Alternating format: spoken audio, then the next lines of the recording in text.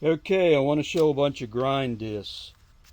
The SkatePal from 2008 uses a 100 millimeter disc that has you got to cut with a diamond. So it has the same hub, but it's 100 millimeters in diameter, which is this.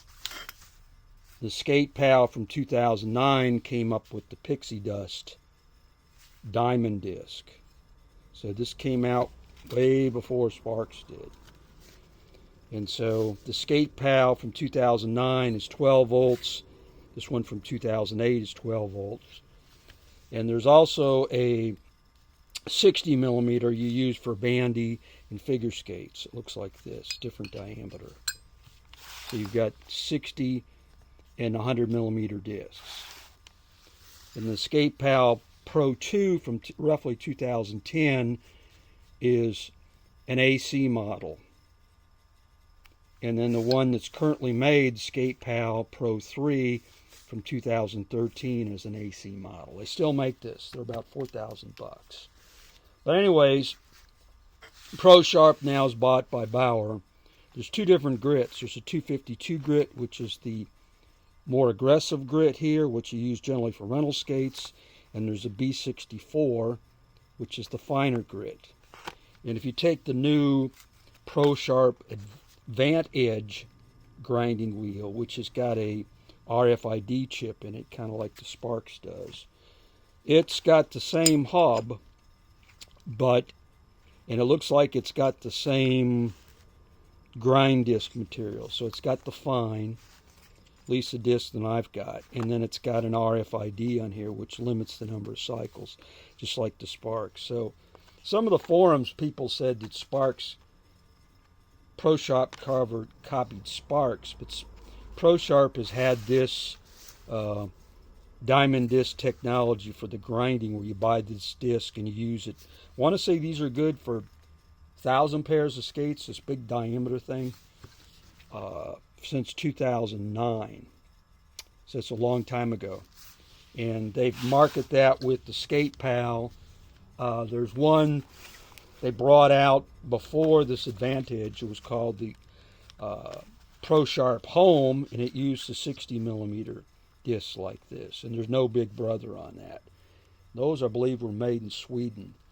They came out right before COVID, and it kind of got screwed up on that. So both the new Prosharp Advantedge and the Sparks here have some type of gizmo in it, RFID, that limits the number of cycles. With the Sparks, it's 320, so when it comes back home and reads it, it's just like you're clicking one use. So if you took 2 pairs of skates, you got 4 passes, be 8 total passes divided by 320, you get 40 pairs of skates you can sharpen.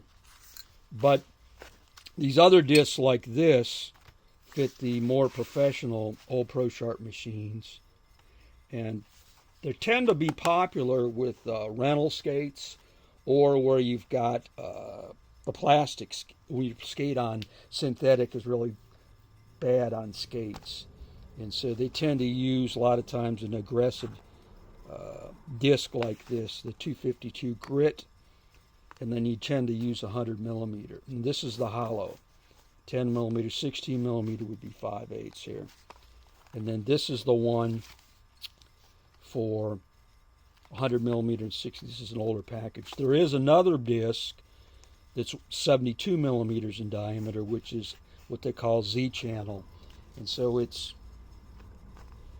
bigger than this and smaller than this.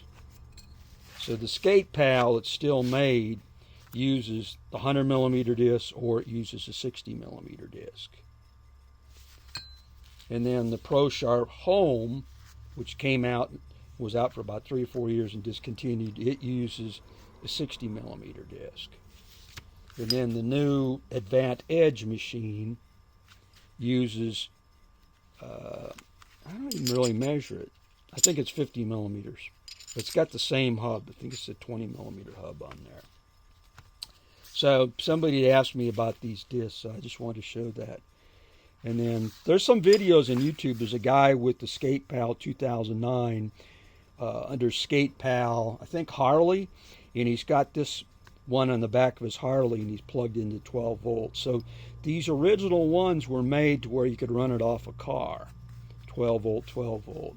You can today with an inverter off the newer ones. These are built really well.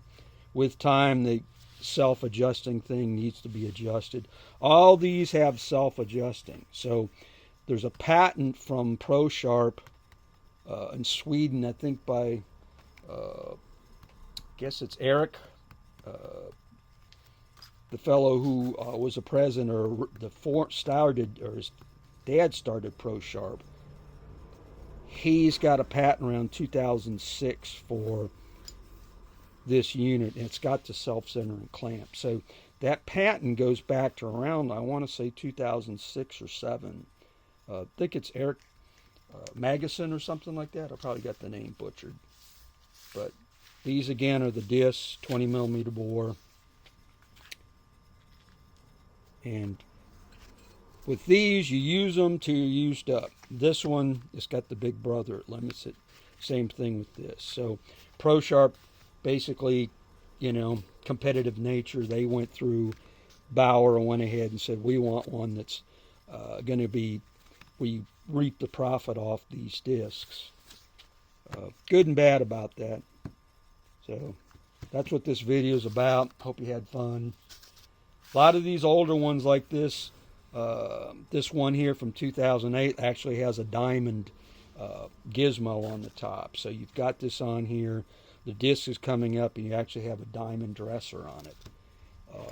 And these two machines here have like a credit card piece with a chip on it.